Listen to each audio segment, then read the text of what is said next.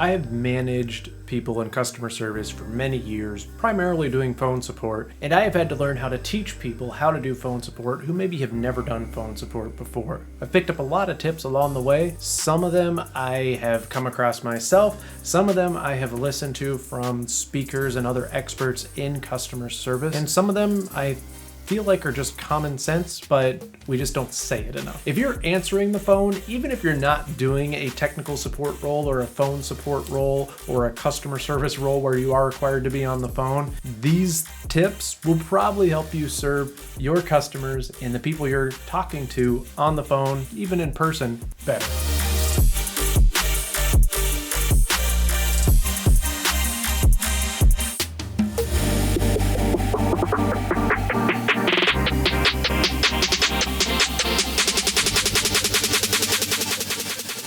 There are a few things that you can implement specifically for phone support, so I wanted to go a little more in depth on the things that I have told my employees specifically. In almost every position I've held, I've made cheat sheets for my employees that give them a broad overview of here's some things to keep in mind while you're on the phone. The first one is smile as you speak. First thing that happens typically after the phone rings, you answer. And when you answer the phone, gather information. Number 4 is to ask. Write down everything. More detail is always going to be better. The next, listen. Don't interrupt. Make sure you have all the information you need to enter that ticket and potentially hand it off to someone who will be working on it. There should be no reason that you or another agent should have to call back a user to gather more information. Okay, what was the software you were using again? That just shows that we weren't listening and we weren't asking the correct questions up front. So after we have gotten through the phone call, we enter the wrap up. This is where you want to paraphrase the issue to make sure you understood, ask if they have any further details to add, give follow-up steps, explain the issue as you understand it back to the customer in your own words. Include details so they can correct you if there is any misunderstanding. Keep the tone professional. Don't joke. Sometimes you'll have users who will joke with you or customers who will joke with you. That's fine. You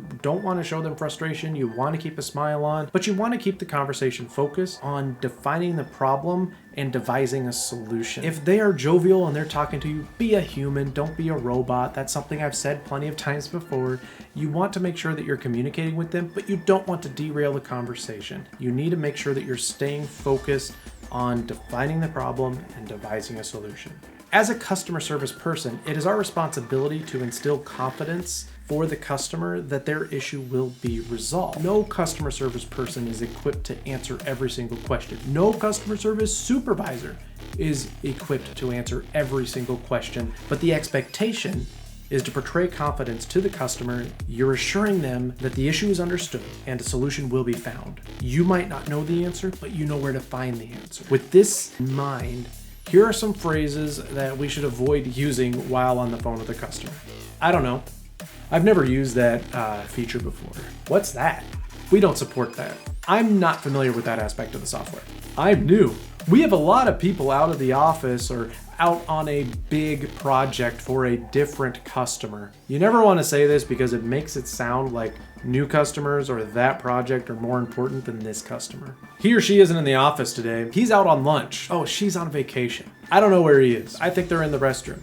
It's none of their business where your coworkers are. If you have someone call and they ask for a coworker, you want to deflect. You want to say something like, oh, he's not available right now. Can I take a message and have them get back to you? Or she's actually not available right now, but is there something I can help you with? Why don't you explain the issue to me and I'll see what I can do. People want to talk to someone they've talked to before, especially if they had a good interaction with that person. They want to talk to that person again, but that's not always necessary. And sometimes it'll actually hurt them. If you have 2 people in the office and they call and they get this person, they really want to talk to her again, and they call the next day with a different issue and they ask to talk to her and you say, okay, I'll have her call you back. If she's on vacation for 3 weeks, guess what? That customer now is waiting for 3 weeks to get an answer to what could have potentially been a really simple solution. But you don't want to tell them they're on vacation or that's none of their business, and it's none of your business, and it's not your place to tell that end user that. They're not available right now. Is there something I can help you with? Or can you give me the information and I'll make sure I get it to them? Chances are they're going to explain their issue to you and you'll have the solution for them and you won't have to hand it off to someone else. I'll make sure I set that as the top priority. You never want to tell a customer how we set our priorities. That's something that should be communicated by the organization, not by you.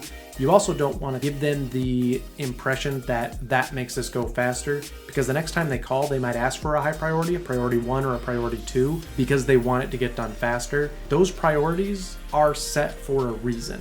I'll have another video explaining why we set priorities and why priorities are important to stay to, and why that process is extra important to make sure you serve every customer adequately and efficiently and quickly. But really all you need to know for this video is you should never tell a customer, I'm going to set this to a priority 1, or I'm going to set this to a priority 2, or I'm going to make sure this gets done right away. Instead of all those phrases that you're not supposed to use, here's some alternative things you can say. I'm going to have to check with insert department name here on this specific scenario and get back to you. If you don't know the piece of the software, that's okay. Use the buffer word. If you're not familiar with it, if you're newer, I'm gonna have to check with our Windows team on that and I'll get back to you. I'm going to need to do some additional research on this topic and I'll get back to you.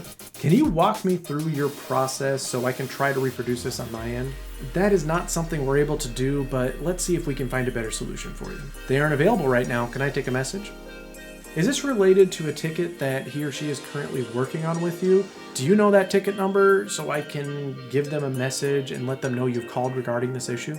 I will enter a ticket and I'll make sure I note that it's an urgent issue for you. Once you've obtained all the necessary information, recap with the customer what you have notated. You confirm again the customer's contact info. You ask if they have any further details to add. You can inform them, I've created a ticket and it's ready for investigation. Remind the customer of their means for follow-up. If the call is ended unexpectedly, call the customer back. Don't ever not call the customer back. That's super rude. If the call cuts off, and sometimes calls get disconnected for various reasons. Sometimes it's on your end, sometimes it's on their end. If this happens, the proper thing to do is to call the customer back regardless of who was at fault. You shouldn't immediately resort to emailing the customer when a call gets disconnected. We should only email the customer if we have tried to call them back and we're unable to get connected. I'm sorry I got disconnected. I tried reaching back out. Please respond to this email if there's any further details to add. I have got this ticket in and it's now ready for investigation. Someone should be reaching out to you within 3 to 5 business days. If you have any additional things to add to this ticket, please give us a call back and reference this ticket number, or simply reply to this email with those additional details and we will make sure it gets to the person who is working on your issue. These are quick and easy things to apply to your customer service, especially if you're working in a technical support organization doing customer service, if you're entering tickets. These are things that you can apply starting today, and these are things that you should build into your process starting today. You don't want to rush the call. I have seen many help desks, many call centers put in not just guidelines, but they put in deadlines and hard policies on how long someone can be on the phone. That's not necessarily always conducive to the customer service process. Sometimes you'll have customers who have to explain things a little more. Sometimes you'll have customers who are a little slower explaining the issues, and sometimes your agents need to ask more probing questions to lead through to actually gather the information. So while it's good to provide a guideline, a call should really only take 15 minutes to gather the issue. If you can't solve it in this time, enter a ticket, get the customer off the phone. You don't want to penalize your agents for staying on the phone too long. If it's affecting your organization negatively, focus on providing your agents, your customer service people, with better skills to better gather information and move the calls along quicker. Punishment is not going to be as good as giving them the tools they need to do their job. Maybe your ticketing software is just slow. Maybe that script that you provided them just takes too long and they don't have enough time to troubleshoot with the user and still get them off the phone in time. Maybe they do, but a good customer service person will keep in mind the needs of the customer. And the goal is to gather the information, be focused on defining the problem so you can devise a solution. And even if you just have the type of people who are just taking in the information and not troubleshooting with the person on the phone, you want them to focus on getting the correct information, asking the right questions, leaving the customer in a state where they are confident the issue will be resolved, a resolution will be found, and someone will be contacting them. You don't ever want a customer to feel like they aren't important or they won't get a call back. And the person who answers the phone is the one who sets that tone. I encourage you to write out all these things that I've said, put it on a quick sheet, have it stuck behind their computer next to their phone, wherever you need to do, print out that sheet so they can look at it and reference it. The daily constant reminder of how best to serve the customer and continue to get back on the phone and serve the next customer. just as well. I hope you found this video helpful. I hope you found it insightful. Subscribe if you're interested in this kind of content. Please share with someone who you think might benefit from this. Go ahead and share this with your agents. If you are a manager and you have agents who are answering the phone and you think they could benefit from hearing this and hearing me explain it, please share this video with them. Again, thank you for watching, and I hope you enjoyed this video.